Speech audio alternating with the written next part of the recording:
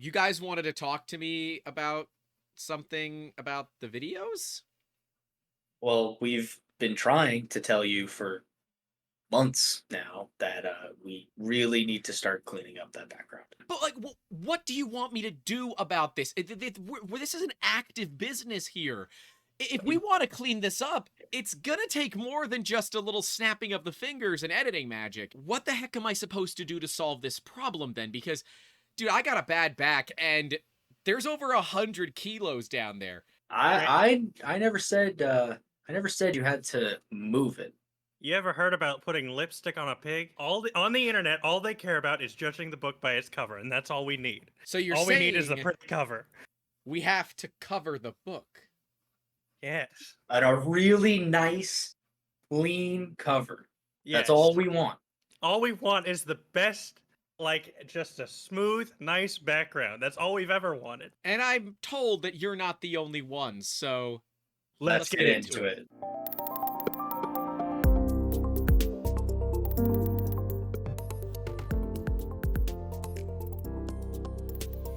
All right, you heard them, and those guys are the ones that are in charge of making sure that I actually look halfway decent on the internet for you all, so they must be right about something. We've been using rack-mounted plastic parts for years. In fact, the spools you see behind me are all on a version of this mount. This is a raw rack mount that fits the Sam's Club industrial shelving units that they sell for about $200 a kit. But I want to work with something like this, because it needs to be able to be put on and taken off relatively easily. It should be 3D printed, although it doesn't technically need to be. We're a 3D printing channel. We should obviously be utilizing the tech that we have on hand to make the cool freaking parts. And if we can use some awesome filament from our filament sponsor, Printed Solid, well, hey, that's a win-win-win if you ask me. Keep your staff happy, keep your significant other happy, and hey, keep that filament sponsor happy as well. But this is the raw amount that I know works. It's a little tight, but that's okay, because you don't want this thing wiggling around too much, especially when it's holding 4+ kilos worth of filament and other parts on it. So I know that at 3 perimeters and 25% infill, it is more than adequate for strength, but we have to do a lot more than that. So we can see here the version 1 prototype that should theoretically work. We've printed out small parts, and I've even printed out one without the actual Prusa spool holder mount on the bottom. That's what this bottom T-piece is. I like this design, so we printed out a few more, and in fact, one's been behind me for a couple of weeks, and I don't think anybody's actually noticed. But this is a bit of a intensive process, so let's rewind a few hours and go through how we actually made this thing. So our first design here just needed to encompass the base dimensions. Now, the original purpose of this design was actually been in use for years. It holds the Prusa spool holders. But to get to where we needed to, I needed to have this design completely finished. And then I got to cut everything off of it. It's because we need to start with something that works for the rack system, that we can mount stuff on, but isn't too untested. We want to make sure it works. We figured out the needs of the external diameter of a piece of 3/4 inch PVC pipe. This can be modified to fit anything that you would want, but for us, 3/4 inch PVC seemed like the right idea, so we went ahead and went with it. And because the rest of the part is 6mm thick, we continued that 6mm thick mantra throughout the entire part. I added a beefy fillet to make sure that that curve maintained relatively constant on the bottom. That will help distribute the load of the curtain itself. While curtains don't have a ton of weight, pushing the bar in should take a fair bit of force. We have to cut the top off of it, but we don't want to cut it at exactly 180 because the pipe just sits in and it could easily come back out. We want it to click in. So the thought was about 135 degrees should do it. Round it off to make that process of getting everything in place a little bit easier. And because I like things to be roughly the same thickness where we can have it, we were able to add a bit of a speed hole, which should add a fair bit of rigidity to the part. Because again, strength comes from perimeters, not infill. I did end up reducing the catch that holds the top in. It's held in with just this little piece of plastic, but it's actually enough to hold everything in place. The longer it was, the more the PLA had to flex. In our initial testing, while this piece did function, it was bending dangerously. I didn't want that to happen, so we reduced it a little bit. When I asked in our Discord what to do, we had a recommendation to make a lever to remove it, and boy am I glad that I listened to that. We have the original part here, and then we have the final part here. The addition of this little piece allows you to get your fingers under it to pry it up and off should you need to. It was a great little addition, and thank you to Matt for making that suggestion. Rounded everything off because fillets are what separate us from the animals. And then I decided, well, we had a bottom section that was unused. For the vast majority of things, this is not necessary, but that little added bit of, kind of loss in Z for the actual carts behind me to add the Prusa spool holder adapter made sense to me in case we need to run it for other machines. Let's say we put machines down there in the future, whatever it might be. This gives us the flexibility that we need without being too intrusive. How to, of course, fill it in, and then, of course, fill it in. That's the final part. The CAD's ready. We got them running on the machine already. So let's head outside. Let's get that PVC cut down so we can use it inside. It's 3/4 inch PVC. Cheap and easy.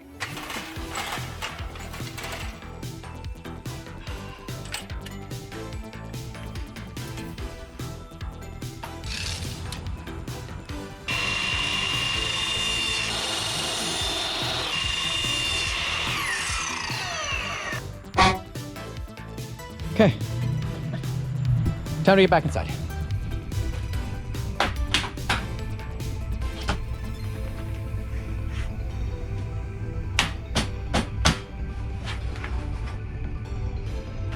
Ta-da! The installation process is pretty simple. You have to go in on the bottom, rock it up, and then, there we go, lock it in place. To remove it, fingers underneath it, pry up, and the whole part comes right off. Lickety split. Nice thing is, it can still slide back and forth. It's held on there pretty well. We don't have a lot to worry about.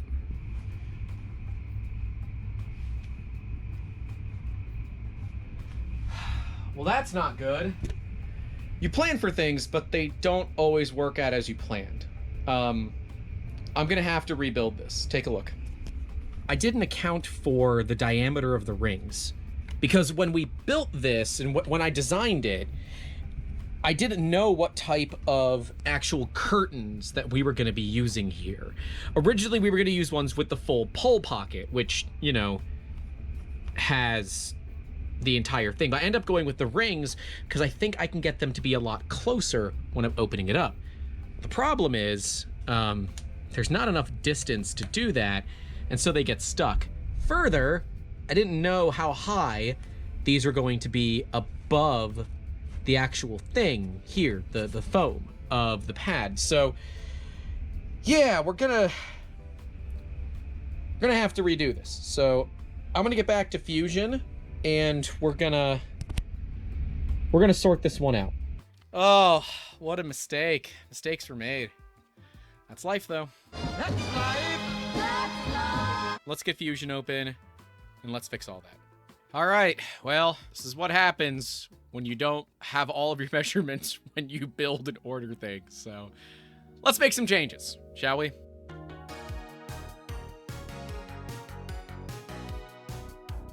This is gonna break so many things, but we need to do it. It's gonna break so many things. I know it is. I just know it is. It's gonna break. Yep, it broke a lot of things, which is no surprise. So let's back way up.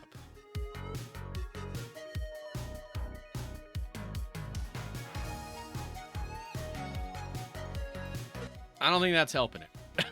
I don't think that's helping it at all. I think I know what I need to do. I don't like the way this is looking, but we have to do something. So let me just see how this ends up looking.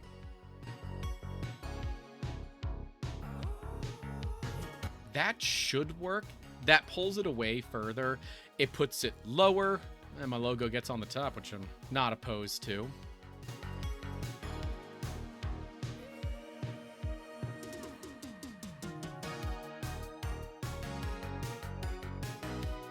I've literally, my failure has made this part look better. Boy, it looks weird, though. I'm not gonna lie. That looks super weird. But I love it. All right, time to put it into practice. Let's get it on the printer.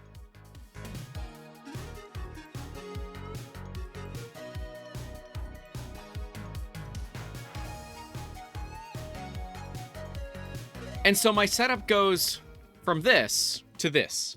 We will be working on getting better organization in here, which might help a lot of you that have small businesses operating in very, very small footprints. That's kind of how we like to do things around here because, you know, we don't always have a ton of room to just spread our wings. Sometimes we got to work with what we got. And realistically, we can still do more. My plan is to actually add ones for the top so we can completely hide the printers themselves. If I ever decide to do like streaming on Twitch where the machines in the background don't matter, and that would also allow us to do more client parts on those Prushas because, well, this camera can now get a decent picture of what's behind me and NDAs have a bit of a problem with that. But this process was not without its challenges. This is the updated part. So this is you.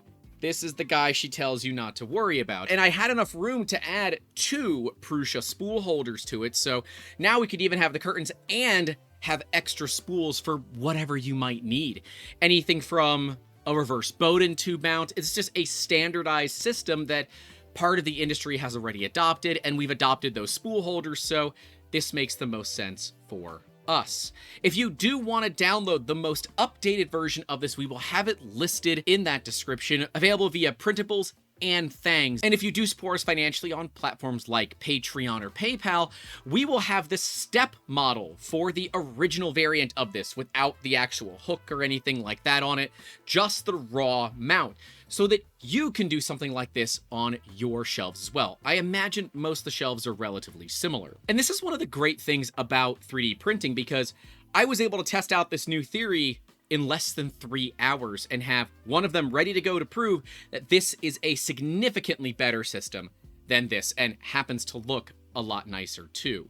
You'll see that in future videos as we continue to produce more out of this lovely blue ice from Printed Solid. And if you do happen to want to win a spool of Printed Solid filament, we have a giveaway link in that description. So, you know, you can maybe get yourself some free filament. And a big thank you to Printed Solid for sponsoring the filament for this video and for allowing us to give away filament. Check them out. Links down below as well if you want to get yourself some awesome made in America filament that, especially when you deliberately overheat it. This was printed at 240 to 250 C. It looks absolutely beautiful and is quite translucent, which I really like. I have a few more of these to make. We're going to get them installed. But I do want to give a huge thank you to all of our channel member supporters whose names are listed right next to me at the $5 tier and higher. Thank you for what you all do in making these videos possible. Right below me will be my entire build series of the Prusa Mark IV, a printer that we could have done these parts on, but hey, the Mark IIIs are back there, and I don't know, seems kind of cool to have the machines that it's helping look better use the parts to make it look better. Complicated, but it works. Hey, if you're looking for something else to watch, right below me will be the Mark IV build series, where we built a Prusa Mark IV live on the channel with lots of fun things coming for that printer, including a multi-material unit. This one should be fun. But that is what I love about 3D printing, where we can go from design and initial prototype to what I believe, although doesn't actually have to be, the final production part for this. And I don't know, we lightened the heck out of it. It only takes about 3 hours to print, which is kind of nice as well. That's all I have for you all today. Stay safe out there. Don't forget to call your lovers. Don't forget to leave a like and get subscribed. And as always, keep making awesome. Have a good one. Let's get into it.